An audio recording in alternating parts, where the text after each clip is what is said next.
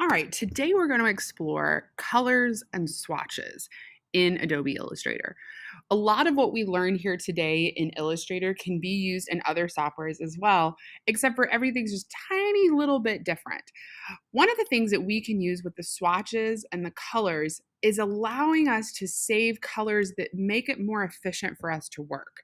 When you're working on something, for example, that you know you're going to use a lot, you can go ahead and save a swatch. For example, if I'm working on a logo project and I know that I need to use that company's logo, I'm going to go ahead and make it a swatch and label it that way so that I can keep track of the different colors I'm using and I don't have to keep going back and adding them in. What we're going to do today is we're going to follow the instructions here on the left, and on the right, I have different boxes for you to add screenshots to. Screenshots are really the only way for us to see whether you have successfully added the swatches in the right way.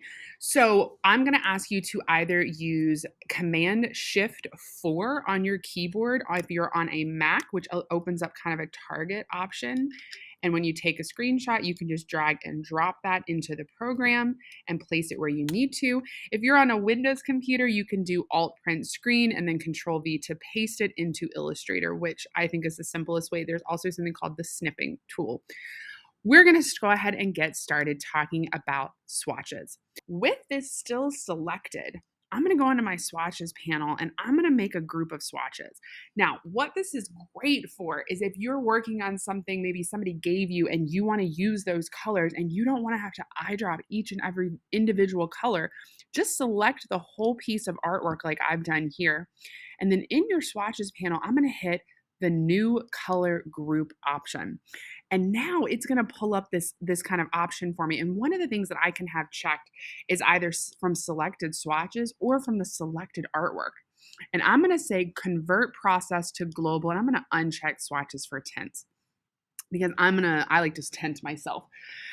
What we're going to do is when we make this global, and I'm going to name this, I can't remember what I asked you guys to name it, I'll be perfectly honest. Let me come back out and zoom out. Oh, I don't think I asked you to name it anything. That's okay then. You can name it whatever you want. I'm going to say okay.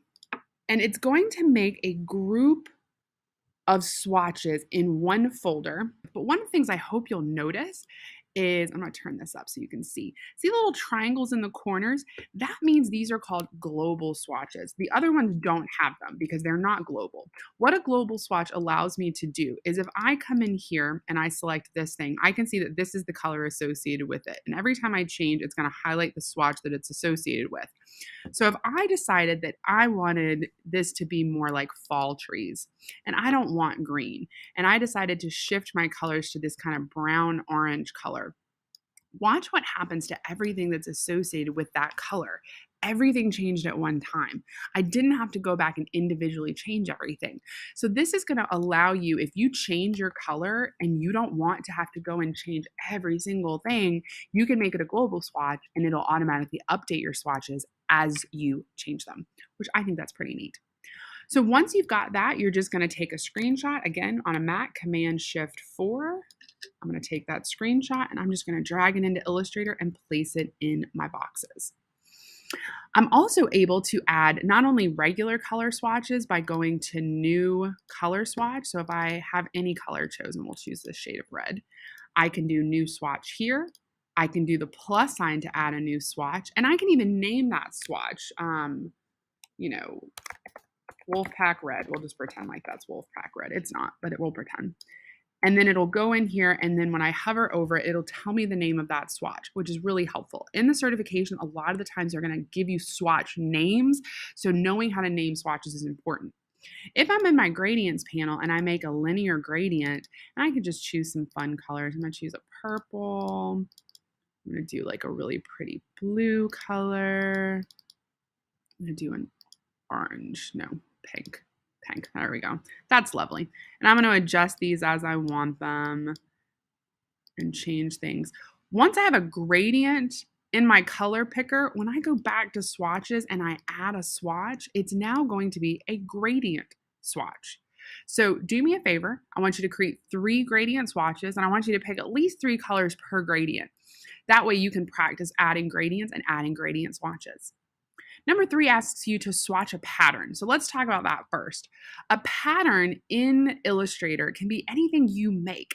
If you want to make some confetti, so I'll make some fun confetti here. I'm going to make a star. I'm going to make a circle.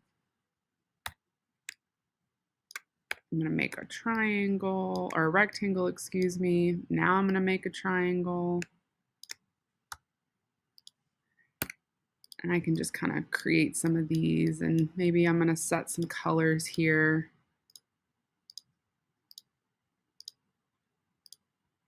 Drag a few more out.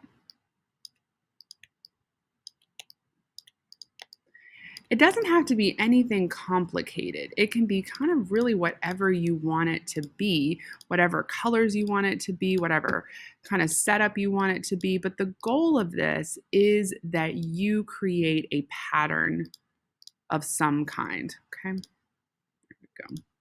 So there we go. I got my little pattern here. Nothing crazy, just a little confetti, if you will. And I'm going to select all of it. And I'm just going to drag it into my swatches. And you'll see my arrow now has a green plus sign. Now, if I put in a rectangle or a circle or anything in here and choose that swatch, it's going to fill with that pattern that I made. So that was really kind of big. So I'm going to shrink that down, actually. I'm going to delete that one. Yep, I'm going to delete that selection. I'm going to drag it back in.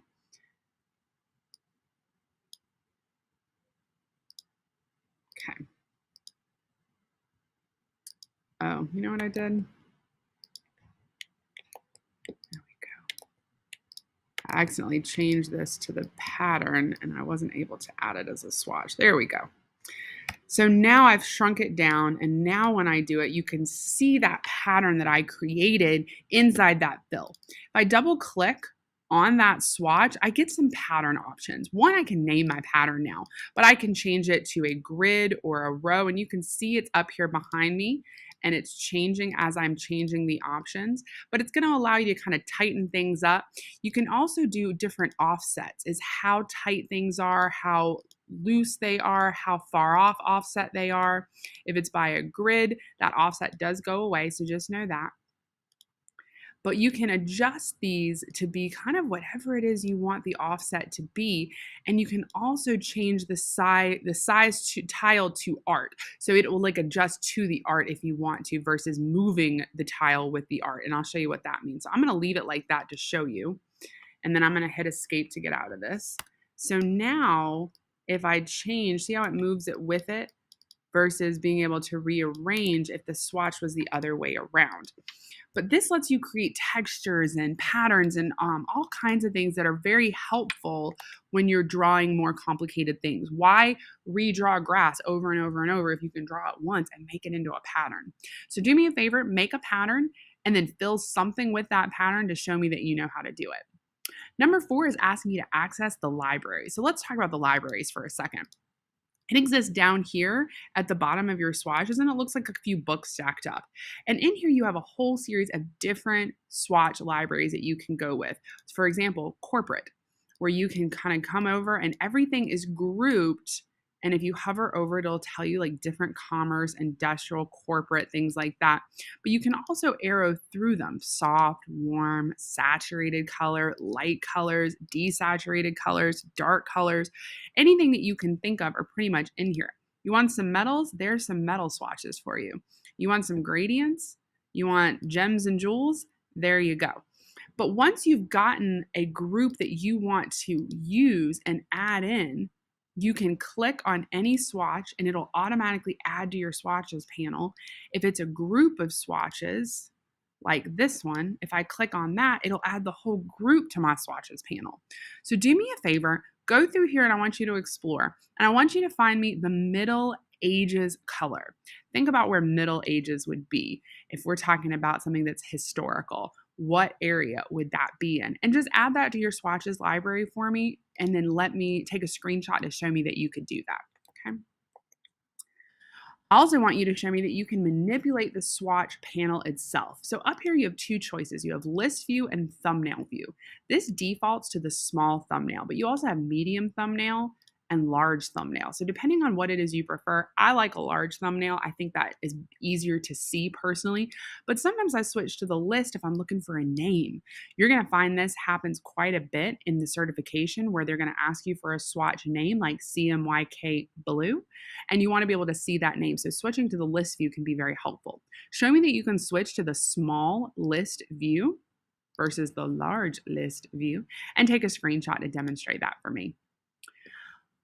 Swatch is based on color code. So what I'm asking for you to do is for number 6, I've given you a list of colors. So let's talk about how we do those. What we're going to do is you're going to double click over here to pull up your color picker. This one is a hexadecimal and it would just go in here, 6D2CE0. And then you have to click tab to activate the color. If you just stop right there, it's not going to move the color.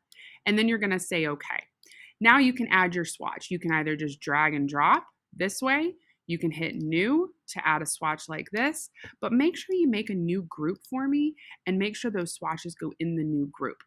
If you are struggling to move into the swatch, all you have to do is click, drag down, and it will go into the new group. Easy peasy. Okay. We're going to also then do an RGB where you're going to change the R, G, and B.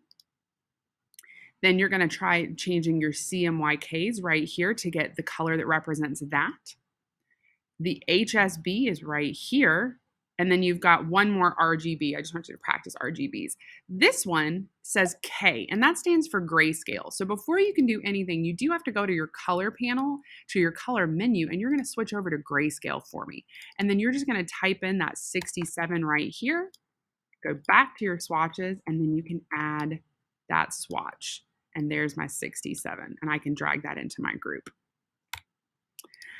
The last 2 exercises, we're going to be using these 2 right here, and I've got them labeled for you very clearly. I'm going to click on the pink object, and I'm going to make what's called color guides using the harmony principle. You may see that again. The color guide can be found under Window, Color Guide. And when I have that selected, I can drop down here and I can select the color in the color guide, and then I have all these different choices. What this lets me do is it lets me get some colors based on maybe monochromatic or shades if I want colors that are high contrast to my color. But once I have those, I can select them and go up here and say save colors as swatches, and it'll automatically add that group of swatches into my swatches to be able to use on a project. This is great if you really struggle to decide on colors and things like that. So again, let's just screenshot that you can add. We're asking for, what did I ask for? High contrast 4. And then the last one is number 8. You're going to use the blue object down here or purple, depending on your thing. And I want you to see that one of the things that you can do with this is that when you have this, you can open up your color panel and using the panel menu, make a swatch of the complement and the inverse color. Okay. All right. In order to choose our complement and our inverse, we do have to open the color panel. In the panel menu, you're going to see invert and you're going to see complement. Once you've selected that color, you should be able to go ahead and invert your color. And I'm going to go back, I apologize, to RGB. And then I'm going to invert my color and you're going to see it change. And then I'm going to make a swatch.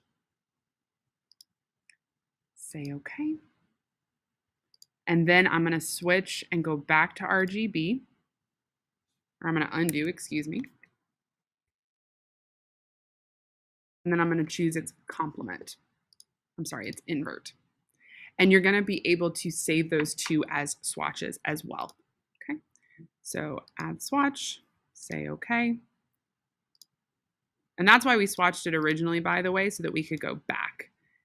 Because if you undo, which I just did, you're going to lose your swatch. But you always have to flip back to RGB in order to invert your color. And then we're going to add another swatch and say okay. Again, just screenshot those. If you want to throw those in a group, that's not a bad idea. And then you don't have to worry about trying to just eyeball those 3. And then just take a screenshot of that. Ooh, sorry, that was a lot. So when we're using colors and swatches, being able to really navigate the color the swatches, and the color guide is really effective to be able to help you navigate colors, save colors, use colors, pick colors quickly. Hopefully, this will help you work more efficiently in Illustrator as you go. Thanks, y'all.